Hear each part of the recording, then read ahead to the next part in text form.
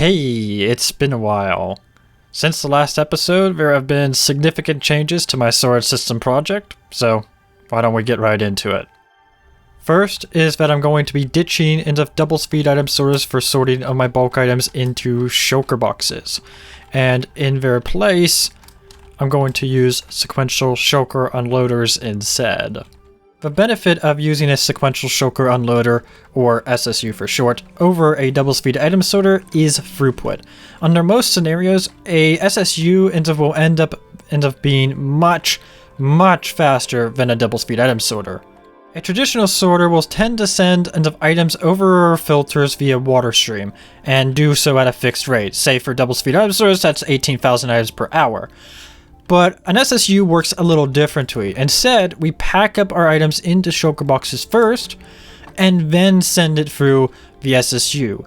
Each slice of the SSU is configured for a specific item type. So this first one here, for example, is configured for stone. So whenever a shulker box comes through and happens to have stone in it, it will unload all the stone in that shulker box before sending it off to the next slice.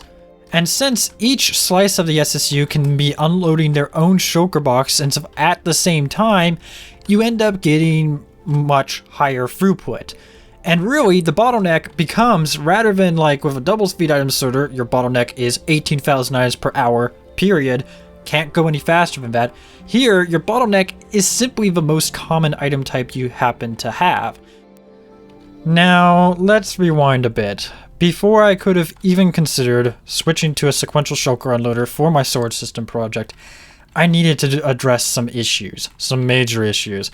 This right here is SamosTheSage's sequential shulker unloader.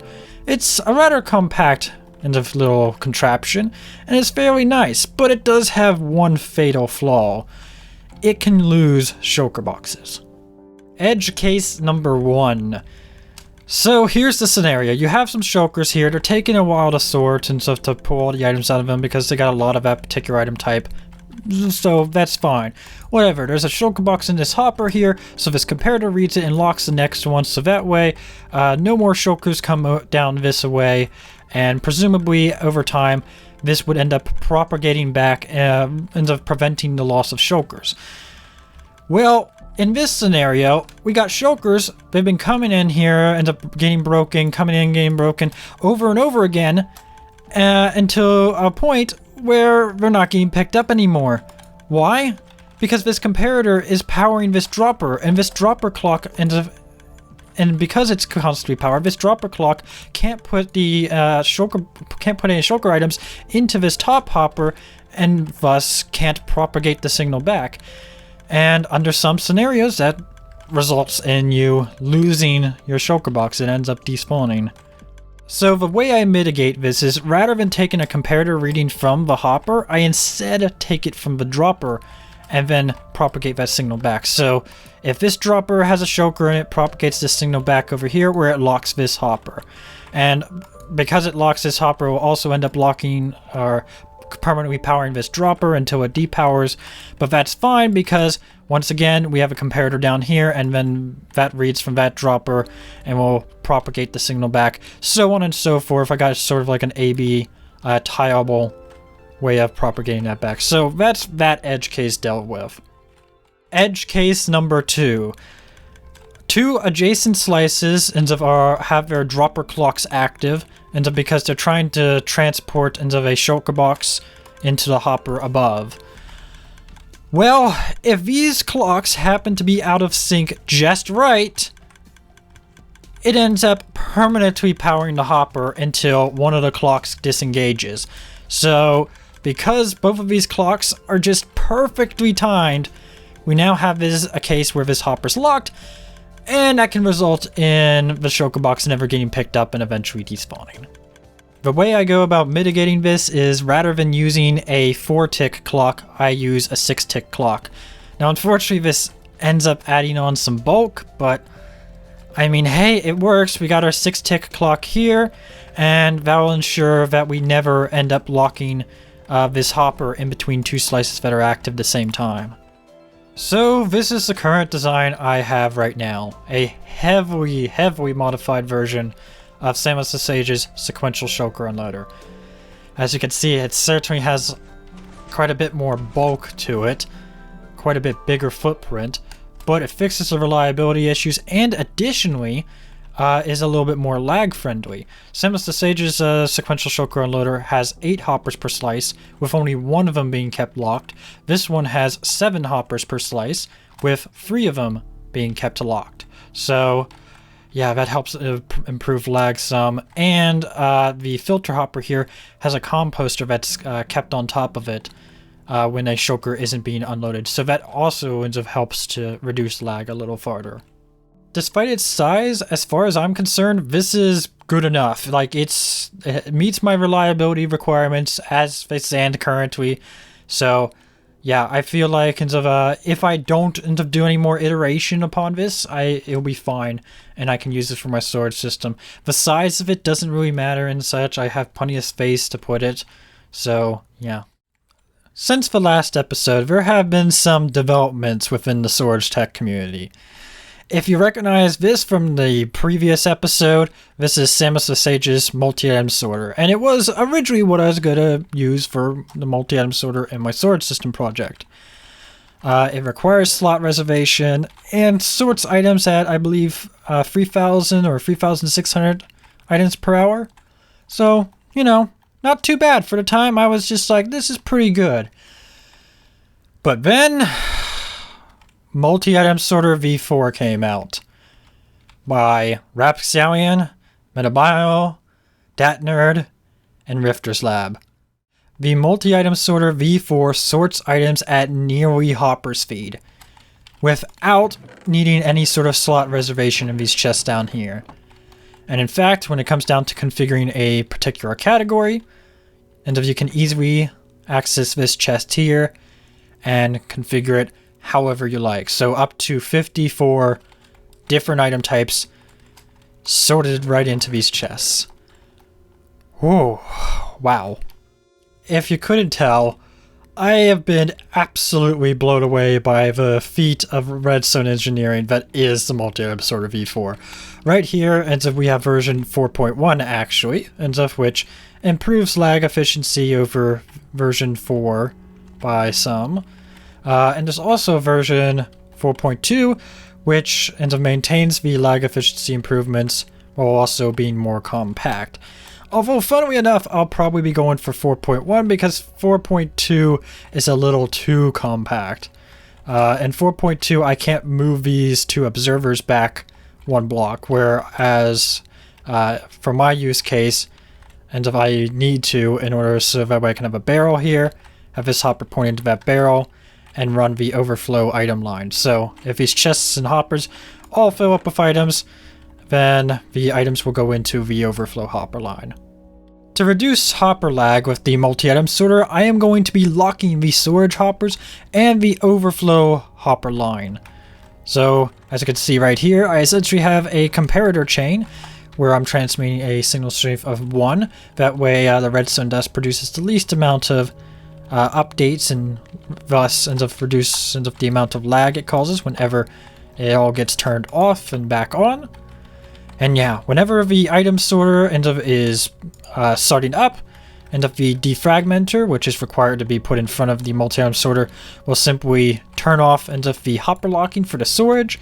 And then once the final item goes through and if the defragmenter and a period of time has passed, the hopper locking will be re-enabled, reducing the amount of lag when the multi-item sorter isn't running. It is planned that the multi-item sorter will sit above into my bulk storage. Makes a lot of sense, will hopefully help keep the storage haul in check from not becoming too long and such, to have all my bulk storage down here.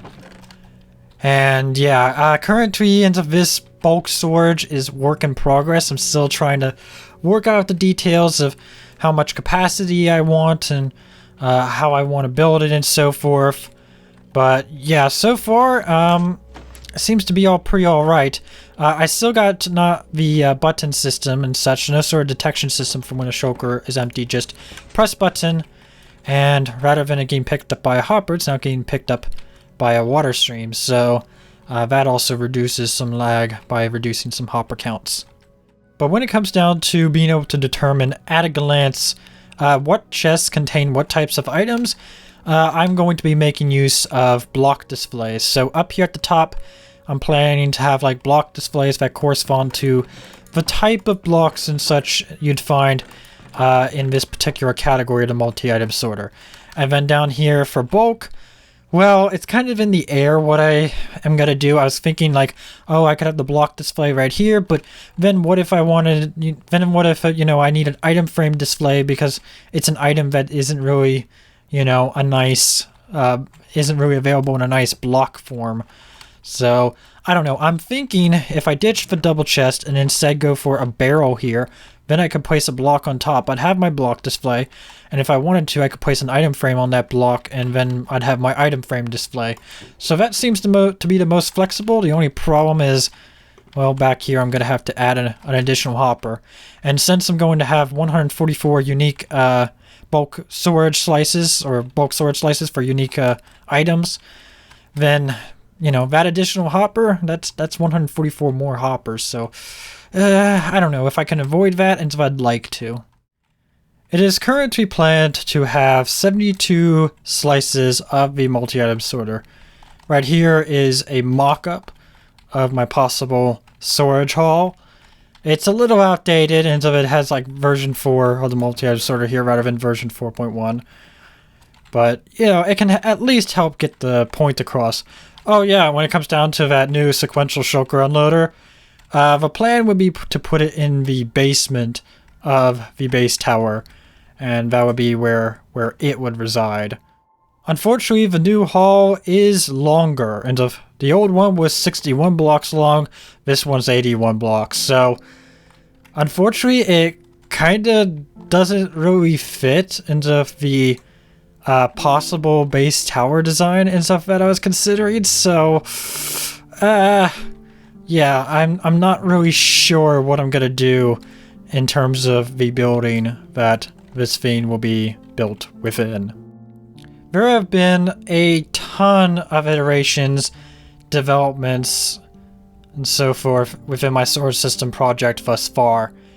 And you know, every time I find a better way of doing something, I find a better way of, you know, making a storage system, and I go do into that thing that's better, and it just ends up unraveling work and stuff that I've done in another area. And I guess that's kind of the reason why it took me over a year to arrive at an incompleted version 1 of my storage system project, the point at which I decided to start this series and get to work on a version 2. You know, at some point, you have to stop designing and start building. I know that, so that's why I started this series when I did. I thought I was done making the major design changes, and here we are in this episode, and we got the sequential shulker unloader and the new multi-item sorter. So, yeah, so much for that. Aside from me constantly iterating on this project, do you know why it's been taking so long? Because this is part of my core vision for my single player. The base tower, that idea, the things I'd put inside it, was the whole reason I started my single player world.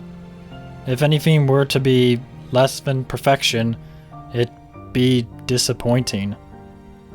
This is to be the pinnacle of my survival world. It has to be worthy of that.